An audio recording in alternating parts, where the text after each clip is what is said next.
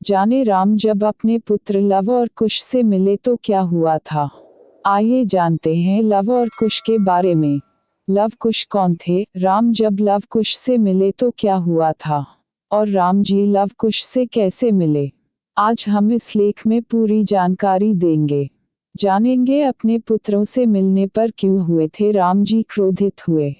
माता सीता जब गर्भवती थी तब वह महल छोड़कर महर्षि वाल्मीकि के आश्रम में चली गई थी, क्योंकि वह चाहती थी कि श्री राम का सम्मान अयोध्या की प्रजा में बना रहे।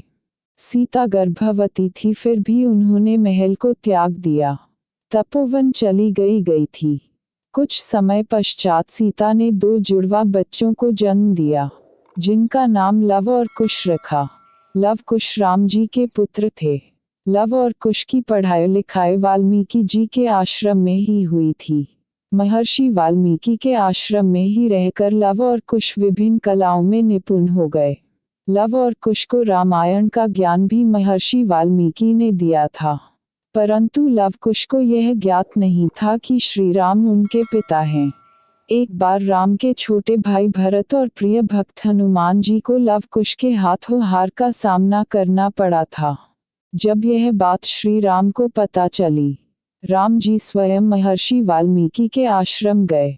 तब राम जब अपने पुत्र लव और कुश से मिले तब हुए क्रोधित, परंतु जब राम आश्रम पहुंचे तब लव और कुश से पूछा कि वो दोनों बालक कौन हैं। तब उन्होंने बताया वह वन देवी के पुत्र हैं, क्योंकि आश्रम में सीता को वन देवी के नाम से जाना जाता था। लव कुश ने बताया उनको शिक्षा महर्षि वाल्मीकि से प्राप्त हुई है। यह सुनकर राम जी को महसूस हुआ कि लव और कुश उनके ही पुत्र हैं। लव कुश ने राम जी के बीच युद्ध प्रारंभ हो गया, क्योंकि लव कुश ने हनुमान और भरत को बंदी बना कर रखा था। लव कुश ने राम की सेना पर तीर चलाना शुरू कर दिया। इसी बीच महर्षि वाल्मीकि आए और इस युद्ध को बंद करा दिया।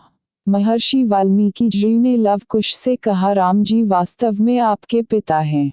यह सुनकर दोनों बालक अपने पिता राम के लिपट गए और खुशी से रोने लगे।